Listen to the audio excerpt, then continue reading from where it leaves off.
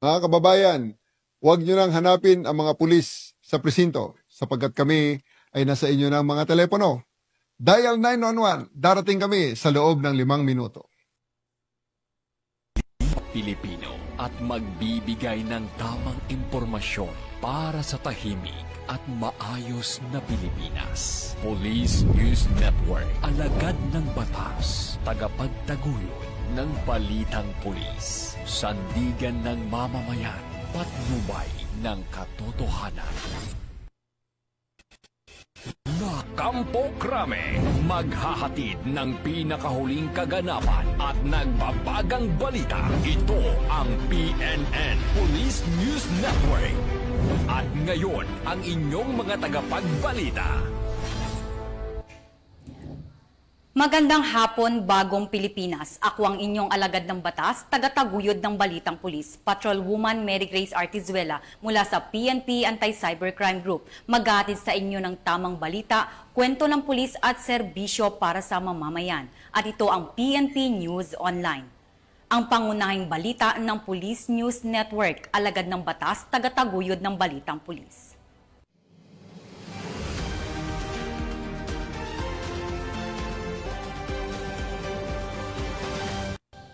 Narito ang mga balitang dapat niyong abangan.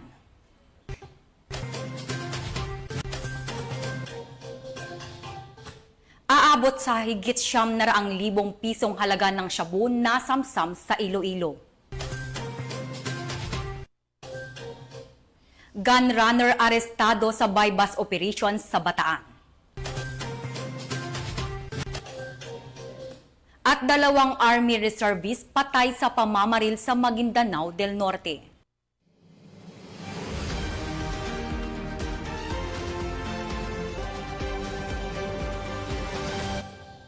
Narito ang mga balitang hatid ng ating PNN correspondents mula sa iba't ibang panig ng bansa.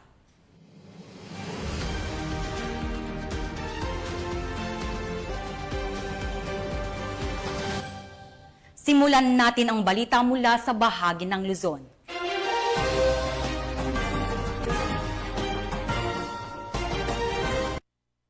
Isang hinihinalang gun runner ang tuluyang nahuli ng mga operatiba ng Orion PNP sa ikinasang bypass operation sa Orion, Bataan. Narito ang report mula kay Patrolwoman Janice Bulahaw. Arestado ng mga operatiba ng Orion Municipal Police Station ang isang hinihinalang gun runner sa Barangay Bilolo, Orion, Bataan. Kinilala ni Police Colonel Marites A. Salvadora, Provincial Director ng Bataan Police Provincial Office, ang suspect na si alias Juan, 46 taong gulang at residente ng City Site, Barangay Bilolo, Orion, Bataan. Matagumpay na isinagawa ang bypass operation dakong 11:15 ng gabi sa pangunguna ng Orion Municipal Police Station sa pakikipagtulungan ng mga operatiba mula sa iba't ibang unit ng pulisya sa ilalim ng direktiba ni Police Colonel Salvadora. Nahuli ang suspect matapos positibong makapagbenta ng isang caliber .38 revolver sa isang police posture buyer. Sa isinagawang protective search, na-recover din mula sa kanya ang marked at budol money, gayon din ang 4 na bala ng baril. Inaresto ang suspect sa bisa ng aktwal na pagkakasangkot sa ilegal na pagbebenta ng baril at sasampahan ng kasong paglabag sa Republic Act 10591 o ang Comprehensive Firearms and Ammunition Regulation Act. Ayon kay Police Colonel Salvadora, ang operasyong ito ay bahagi ng piniigting na kampanya ng ating kapulisan laban sa illegal na armas. Patuloy ang maigting na kampanya ng PNP laban sa mga sangkot sa illegal na aktibidad upang mapanatili ang kapayapaan at kaayusan sa buong lalawigan ng Bataan. Mula dito sa gitnang Luzon, ako ang inyong PNN correspondent, Patrolwoman Janice Bulahaw, alagad ng batas, tagataguyod ng Balitang Pulis. Maraming salamat, Patrolwoman Bulahaw. Isang makabuluhang hakbang ang isinagawa ng Police Regional Office 5 sa pangunguna ni Police Brigadier General Andre Dizon, Regional Director, matapos ang matagumpay na paglagda ng Memorandum of Understanding kasamang iba't ibang ahensya ng pamahalaan bilang pagpapalakas ng kanilang ugnayan at pagtutulungan sa mga programang kadiwa ng Pangulo at merkado sa kampo. Police Staff Sergeant Mercolito Lovendino Jr. sa report. Pinagtibay ng Police Regional Office 5 at ng iba't ibang ahensya ng pambansang pamahalaan ang kanilang suporta sa layunin ng administrasyon na mapalapit ang abot kayang bilihin sa publiko sa pamamagitan ng isang Memorandum of Understanding na linagdaan ngayong Martes, July 1, 2025 sa Camp General Simeon A. Ola, Legazpi City. Ang kasunduan ay bahagi ng pinalakas na implementasyon ng programang Kadiwa ng Pangulo, gayon din ang inisyatibong Agraryo Merkado sa Kampo na regular na sila sa gawa tuwing Martes sa loob ng kampo. Layunin ng naturang programa na maghatid ng abot kaya at dekalidad ng mga produktong agrikultura at pangisdaan, kabilang ng mga pangunahing pangangailangan direkta mula sa mga lokal na magsasaka at mangingisda. Ayon sa Pro5, bukod sa pagtulong sa mga kawani ng PNP at kanilang pamilya na makabili ng murang bilihin, malaking tulong din ito sa mga lokal na producer upang mailapit ang kanilang produkto sa mas malawak na pamilihan. Bahagi rin ito ng kampanya ng pamahalaan na palakasin ang food security, istulong ang inclusive growth at itaguyod ang kooperasyon sa pagitan ng mga uniformed personnel at sibilyan. Dumalo sa aktibidad ang mga katutuan mula sa Department of Agriculture, Department of Agrarian Reform, Department of Trade and Industry at iba pang partner agencies kabilang ng patunay ng kanilang pagtutulungan para sa tagumpay ng programa. Nagpahayag rin ng suporta si Police Brigadier General Andre Perez Dizon, Regional Director ng Pro5 at sinabi sa inisyatibong ito ay malinaw na hakbang tungo sa makatao at makabuluhang serbisyo para sa kapakanan ng komunidad at kapulisan. Nagpahayag ng pasasalamat ang isa sa mga kalahok na nagtitinda sa nasabing programa dahil sa pagkakataong may pagbili nila ang kanilang mga produkto. Matanagkay kami ma'am ning opportunity po didi na magtinda na hali po kaming mayon tapos nakapagtinda po kami didi ng mga local products naman tapos pinaka-importante ma'am nakatinda na kami, may sahod pa kami every Tuesday na magatinda po kami didi. Salamat po, salamat ning maray. Ang kadiwa ng Pangulo at Agraryo Merkado sa Kampo ay inaasahang magpapatuloy sa mga susunod na buwan na posibleng palawakin pa sa iba pang kampo at himpilan sa reyon upang mas mapalawak ang benepisyo nito.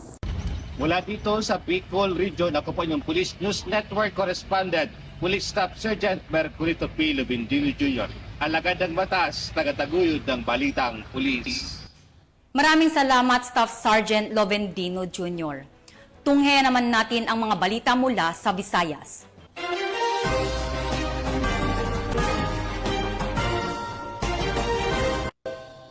Umabot sa higit 900,000 pisong halaga ng hinihinalang shabu ang nasamsam ng kapulisan sa isang matagumpay na buy-bust operation sa bayan ng Tubungan, Iloilo. Yan ang tinutukan ni Patrolwoman Lynette Sablon. Isang high-value drug personality ang naaresto sa isang matagumpay na buy-bust operation kontra iligal na droga na isinagawa ng Regional Police Drug Enforcement Unit 6 sa pagkikipagtulungan ng Tubungan Municipal Police Station, PDEGSO OU6 at PDEU Iloilo Provincial Police Office sa Barangay Ingay, Sitio Lacadon, Tubungan, Iloilo. Dito lamang kadurugtao ng Hunyo, taong kasalukuyan. Kinilala ang suspect na si Alex Gerald, 42 taong gulang, binata, at residente ng Sitio Lacadon, Tubungan, Iloilo.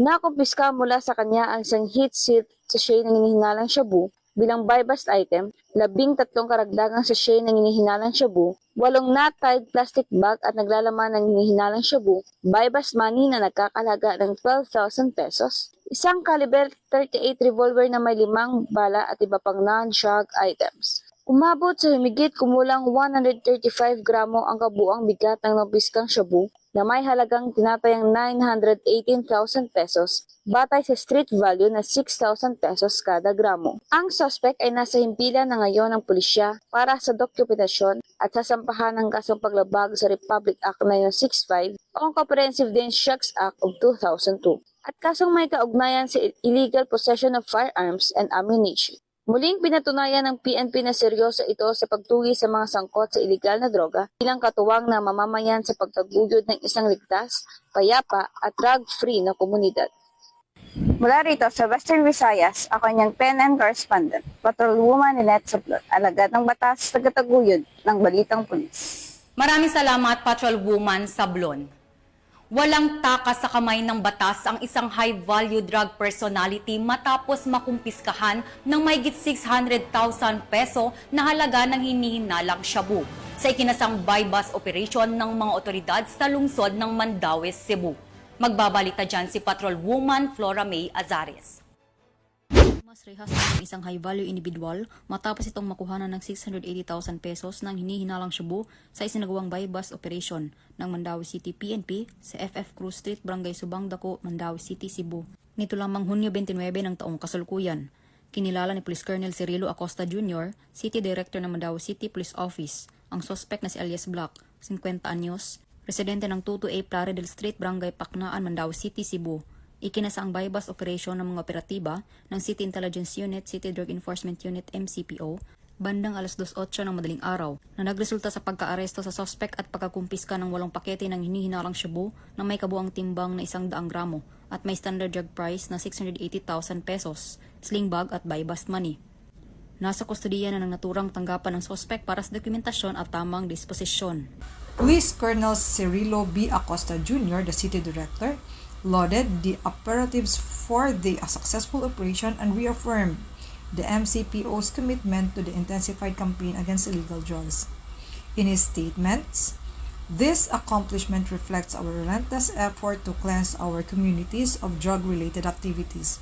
With the strong support of Mandauehanos, we remain steadfast in our mission to build a safer and drug-free city. Mula dito sa Central Visayas, ako ang inyong Police News Network Correspondent, Patrolwoman Flora May Azares, alagad ng batas, tagataguyod ng balitang pulis. Maraming salamat, Patrolwoman Azares. Narito naman ang mga balitang mula sa Mindanao.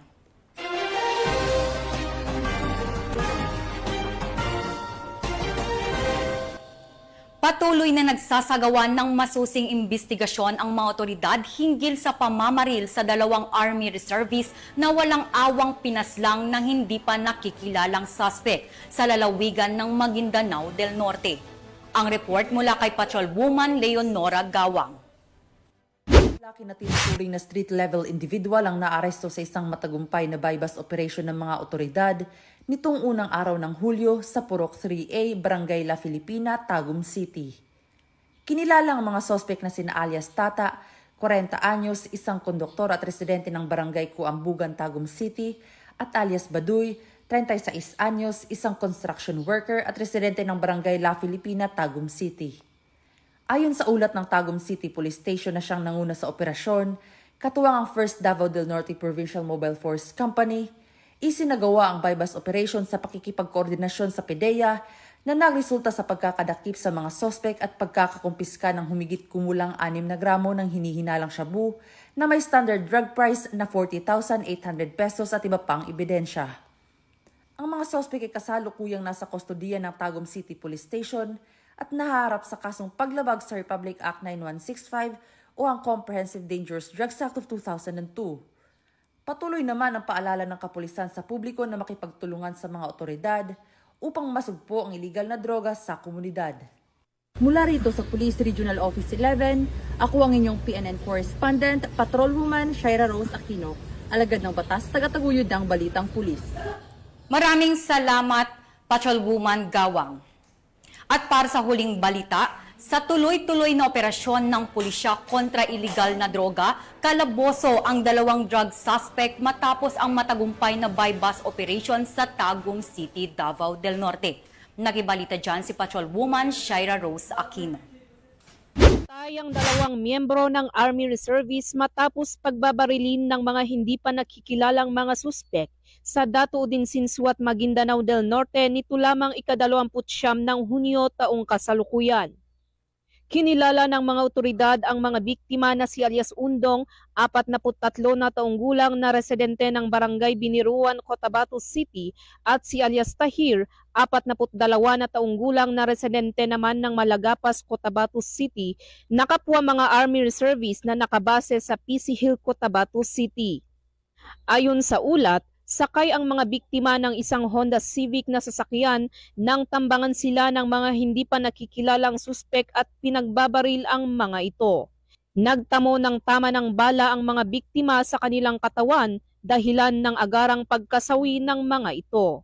Samantala, patuloy ang isinasagawang investigasyon ng mga otoridad upang matukoy ang mga salarin at mapanagot sila sa batas. Nananawagan naman ang mga kinaukulan sa publiko na makipagtulungan sa pagbibigay ng impormasyon na makatutulong sa pagresolba ng kaso. Mula rito sa rehiyon ng Bangsamoro, ako ang inyong Police News Network Correspondent, Patrolwoman Leonora Gawang, alagad ng batas, tagataguyod ng Balitang Pulis.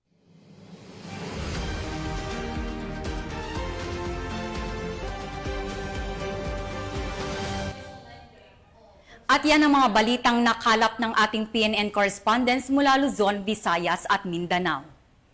Sa ngalan ng pamunuan ng Philippine National Police sa pangunguna ni PNP Chief Police General Nicolas Torre III at sa pamumuno ni President Ferdinand Bongbong Marcos Jr., kami ay maglilingkod sa bawat Pilipino at magbibigay ng tama at balanseng balita.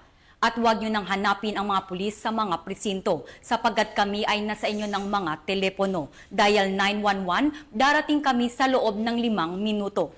Dahil sa bagong Pilipinas, ang gusto ng pulis, ligtas ka.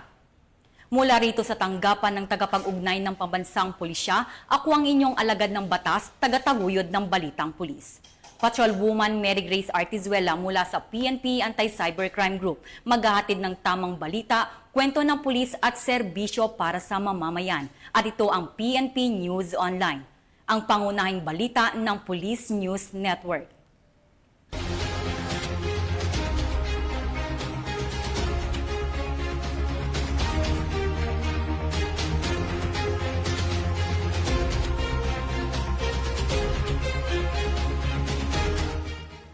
Police News Network, alagad ng batas, tagapagtaguyod ng Balitang Pulis.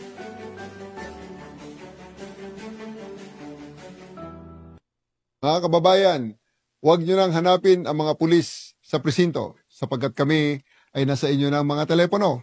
Dial 911, darating kami sa loob ng 5 minuto.